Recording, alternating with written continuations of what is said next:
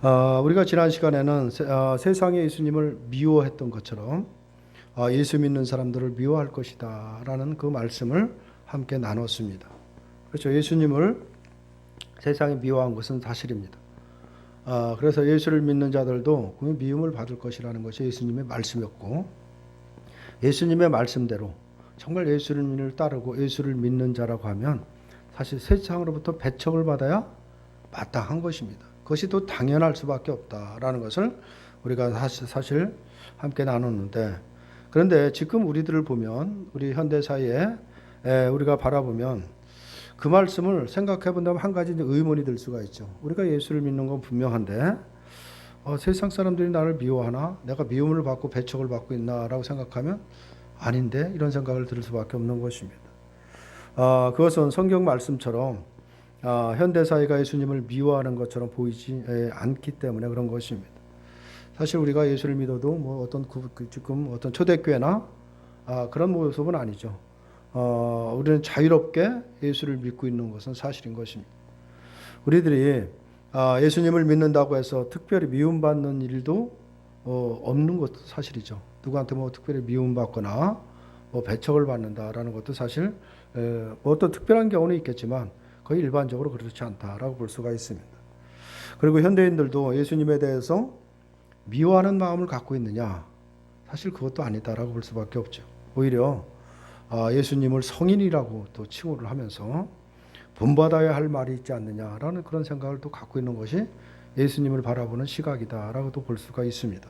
그렇다면 세상에 예수님을 미워했다라는 것은 예수님 당시의 사회에서만 그것이 국한되어 있는 거냐? 그 당시는 미워했지만 지금은 아니다라고 볼 수 있느냐라는 것이. 만약에 그렇다면 그러한 구절은 지금의 우리와는 아무런 상관이 없을 수밖에 없는 것입니다. 그러나 그런 것은 아니다라고 볼 수가 있습니다.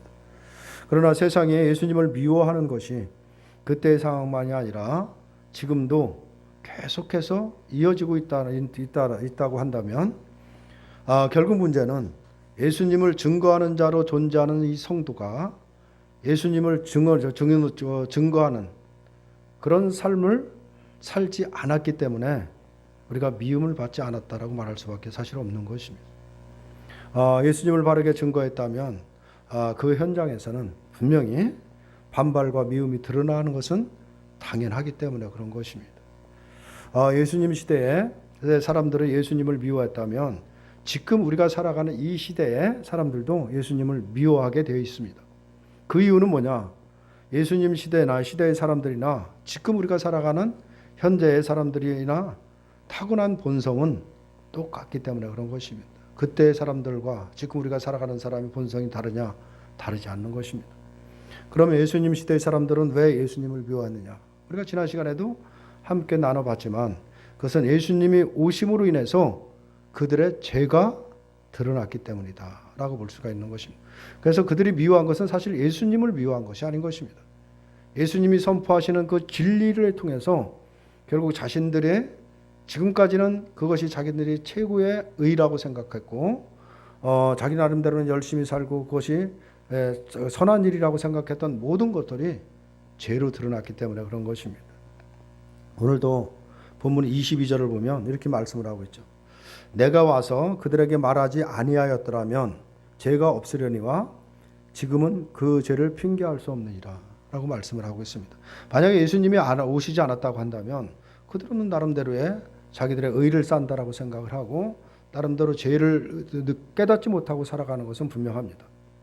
근데 이제 예수님이 오셔갖고 진리를 선포하다 보니까 진리 가운데 자신들의 모든 것이 하나하나 속속 그냥 드러나고 발각이 될 수밖에 없는 것입니다. 이 말씀의 뜻은 뭐냐면 예수님이 오시기 전에는 죄를 죄로 여기지 않았다라고 볼 수가 있는 것입니다. 죄가 무엇인지를 몰랐던 것이죠. 그들이 생각하는 죄라는 것은 전혀 다른 생각인데 사실 예수님의 말씀을 통해서 진리를 통해서 드러나는 죄는 인간의 본성적인 것입니다. 인간이 갖고 있는 것, 인간이 태어날 때 갖고 있는 것이 뭔가를 그대로 드러나게 되는 것입니다. 그런데 예수님이 오셔서 말씀하심으로써 죄로 여기지 않은 것들이 이제 죄로 모두가 이제 드러나기 시작했다라고 볼 수가 있습니다. 결국 죄인이 아니라 의인으로서 거들먹던 사람들, 특별히 유대인들이죠. 그 모두가 악한 죄인이었음을 예수님으로 인해서 드러나게 됐다라고 볼 수가 있습니다. 그러니 평소 선한 일을 하고 신앙적인 행위를 한다는 것 때문에 스스로 자신들 스스로 의인이라고 잡아왔던 사람들이 예수님을 얼마나 미워했겠느냐라는 것이죠. 예수님이 오셔서 하신 말씀을 보면 인간의 감추어졌던 그 악이 드러나는 것입니다. 그래서 예수님은 기도를 하느냐 하지 않느냐를 말씀하시지 않은 것입니다. 또 살인을 했느냐 하지 않았느냐 그런 거에 대해서 말씀하신 것이 아닌 것입니다. 인간의 속에 감추어진 그 본성 자체를 드러낸 것입니다. 그 갖고 있는 본성 자체가 악하기 때문에 인간은 죄인일 수밖에 없다라는 것이 그대로 드러나는 것입니다. 그리고 그 본성이 악한 이상 인간의 모든 행위도 무엇을 해도 악할 수밖에 없음을 말하고 있는 것입니다. 생각하는 것 자체, 또 생각하는 것, 하는 행동하는 모든 것 자체가 다 죄일 수밖에 없다라고 볼 수가 있습니다. 미움을 속에 가지고 있으면서 살인을 하지 않았다고 해서 그것이 옳은 것이 될 수 없다는 것을 말하고 있는 것입니다. 속에 탐욕을 가득 갖고 있으면서 도둑질을 하지 않았으니까 나는 율법을 다 지키고 선한 일을 하고 남한테 피해 주지 않고 있다라고 이렇게 산다고 해서 그것을 율법을 지킨 거라고 인정하지 않았다는 것입니다. 그 마음에 탐심이 가득하면 그건 결국은 율법을 어긴 거나 다름이 없다라는 것을 말씀을 하는 겁니다. 이것으로 인해서 속에 악한 것이 가득하면서 평소에 기도하고 금식하고 구제하고 11조하는 것으로서 하나님의 사람을 하나님을 신앙한다라고 행세를 했던 사람들이 결국 의인이 아니라 악한 자들이라는 것이 증거가 된 것입니다. 음식을 먹을 때 손을 씻고 먹는 바리새인들이 손을 씻지 않고 먹던 예수님의 제자들을 비판을 하죠. 어떻게 손도 안 씻고 음식에 손을 대느냐라고 하는데 그때 예수님이 입으로 들어가는 것이 사람을 더럽게 하는 것이 아니라 입에서 나오는 것이 사람을 더럽게 한다 이런 말씀을 하셨습니다. 이처럼 예수님은 사람의 속에 있는 것을 악하다고 규정했던 것입니다. 이런 말씀들이 바로 바리새인들에게는 걸림돌이 되지 않을 수 없고 미움의 대상이 되는 것은 당연할 수밖에 없다. 그래서 예수님을 그렇게 미워하고 결국은 죽이게 됐다라고 볼 수가 있는 것입니다. 십계명을 보면 내 이웃의 소유를 탐내지 말라고 분명히 십계명에 말씀을 하고 있습니다. 소유를 탐내지 말라는 것은 탐심을 가져도 곧 죄가 된다라는 것입니다. 과연 이 죄를 피할 자가 누가 있겠느냐라는 것이죠. 그런데 많은 교인들은 십계명을 지킨다라고 하면서 주로 말하는 것은 뭐냐면 우상을 섬기지 말라는 것과 안식일을 지키라는 것입니다. 이 부분이죠. 근데 그 마음의 중심에는 속에는 탐심이 가득 들어있는 것입니다. 십계명은 지켜도 되고 지키지 않아도 되는 그런 것이 없습니다. 하나님의 명령이고 말씀이기 때문에 반드시 지켜야 되는 것은 분명한 것입니다. 모두가 다 하나님의 거룩한 계명인 것은 분명합니다. 그리고 그 계명이 이웃의 소유를 탐내지 말라고 분명히 말씀을 하고 있습니다. 그런데도 사람들은 자신이 있는 탐심을 죄라고 여기지 않았다라고 하는 것입니다. 근데 그런 것까지 예수님이 오셔갖고 다 드러나가야 한 것입니다. 그래서 진리를 통해서 그것이 다 악한 것이고 죄라는 것이 그대로 드러날 수밖에 없는 것이죠. 아예 자신의 탐심에 대해서는 의식조차 하지 않고 살아간다라고 볼 수밖에 없는데 그것은 예수님 당시에 바리새인들 유대인들만 그런 것이 아니고 오늘날 우리들도 마찬가지인 것입니다. 우리들도 내 속에 있는 그 탐심, 욕심, 욕망 이것은 전혀 의식조차 하지 않고 그냥 내가 행해지는 것들만 늘 바라보면서 조금 선한 일을 하면 내가 의로운 것 같고 신앙생활을 잘하는 것 같고 늘 그렇게 생각을 하죠. 그러나 우리가 진정으로 생각하는 건 내 중심에 내 마음에 무엇이 있느냐 이 부분을 우리가 살펴야 되는 것입니다. 탐심이 있는 것을 죄로 여기지 않고 기도하지 않고 또 11조하지 않고 또 주의를 지키지 않는 것을 가지고 죄를 지었다고 하면서 회개하라고 하는 것이죠. 늘 그런 것만 그런 눈에 보이는 것들만 가지고 우리가 늘 회개하라고 그렇게 얘기하지만 중요한 것은 우리의 마음의 중심인 것입니다.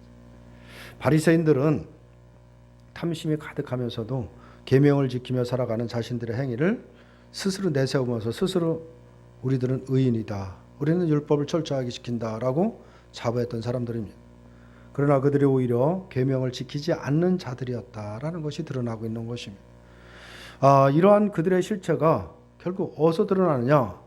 그들이 아무리 하나님이 주신 그 율법을 들여다보고 연구하고 해서 그렇게 드러난 것이 아닌 것입니다. 예수님이 오심으로써 드러나게 됐다라는 것이죠. 예수님이 오셔서 선포하는 그 진리의 말씀을 통해서 그들이 죄인임이 드러난 것입니다. 그래서 인간의 속성, 인간의 본질, 인간의 악한 것은 어떤 것으로도 드러나지 못하는 것입니다. 그러나 바로 예수님의 말씀에 의해서 모든 것이 드러날 수밖에 없다라고 볼 수가 있습니다. 누구든 자신의 죄를 지적할 때 그것을 기뻐할 사람은 사실 아무도 없죠. 사람은 늘 칭찬받기를 좋아하지 자신의 약점이나 또 뭐 잘못한 것, 또 연약한 이런 부분들을 지적받는 것은 대단히 대부분이 다 싫어합니다.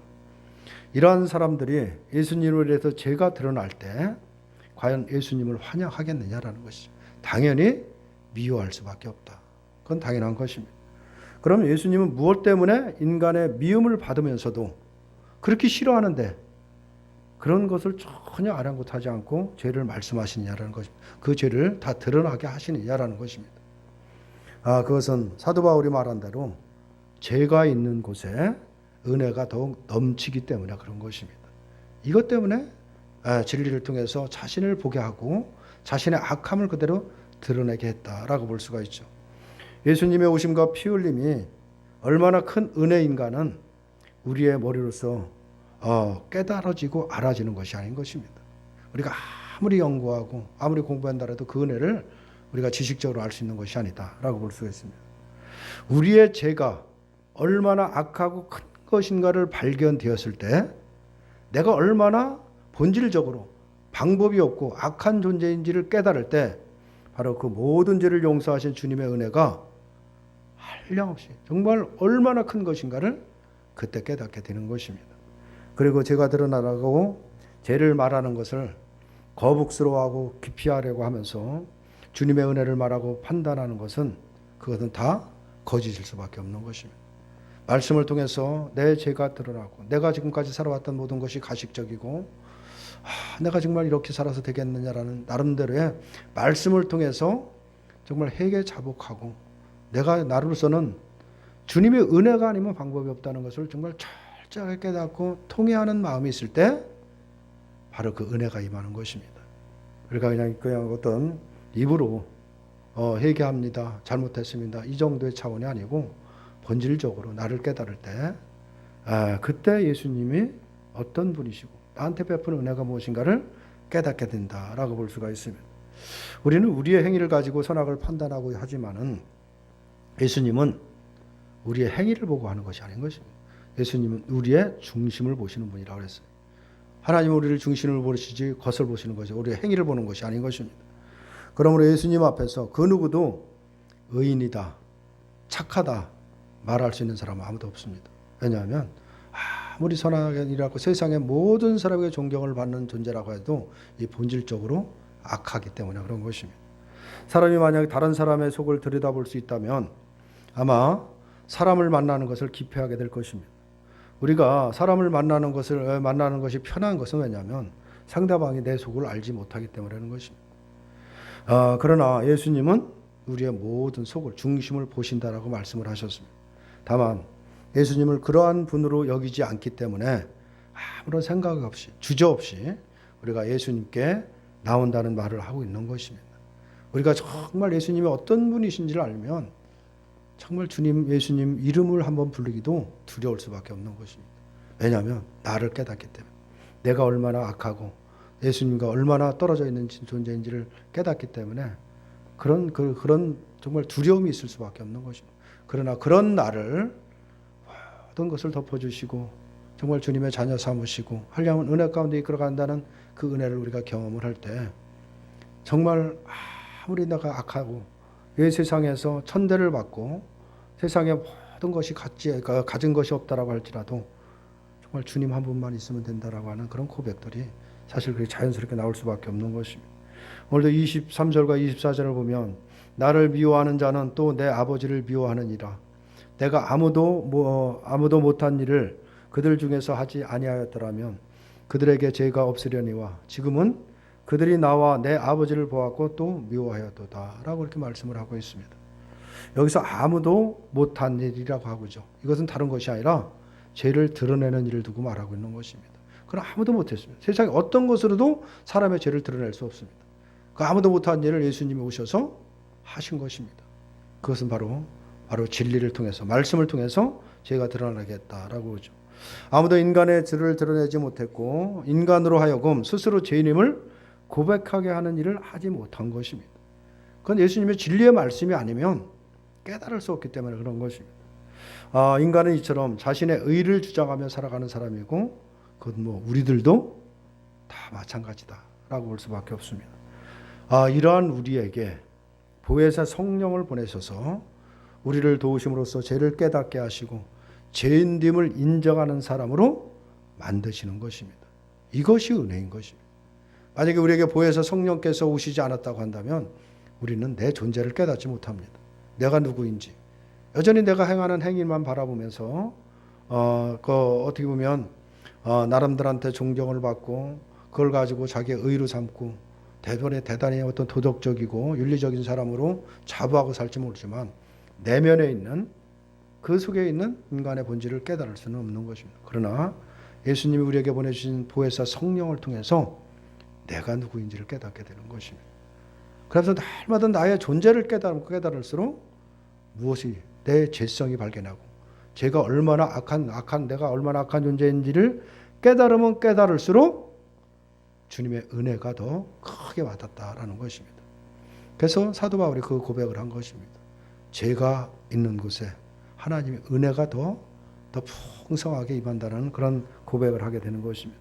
우리 26절을 보면 내가 아버지로부터 너에게 보낼 보혜사 곧 아버지로부터 나오시는 진리의 성령이 오실 때 그가 나를 증언하실 것이요 라고 말하고 있습니다.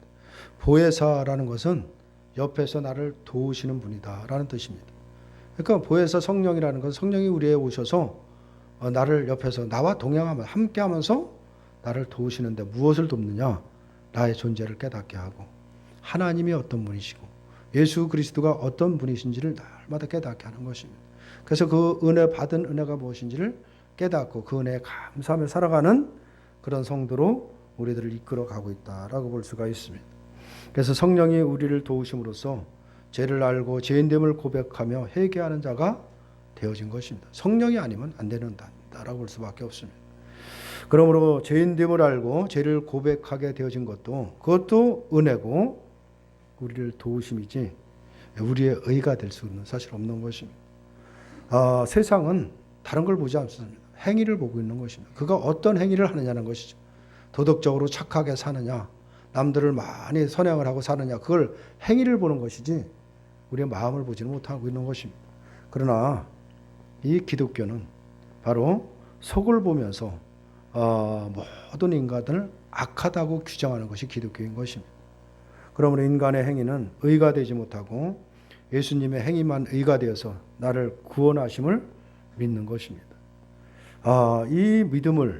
이런 믿음을 확고하게 하기 위해서 바로 보혜사 성령을 우리에게 보내셨다라는 것을 말하고 있는 것입니다. 그래서 보혜사 성령이 오셔서 바로 우리가 나의 존재를 깨닫고 하나님이 어떤 분이신지 예수 그리스도가 나를 통해서 무슨 일을 하셨는지 또 그 은혜가 무엇인지를 조금 깨닫게 함으로 인해서 내 속에 있는 모든 것들이 발각되고 그때 우리가 회개자복할 때마다 하나님의 놀라우신 은혜가 우리를 붙잡고 있다라고 볼 수가 있는 것입니다.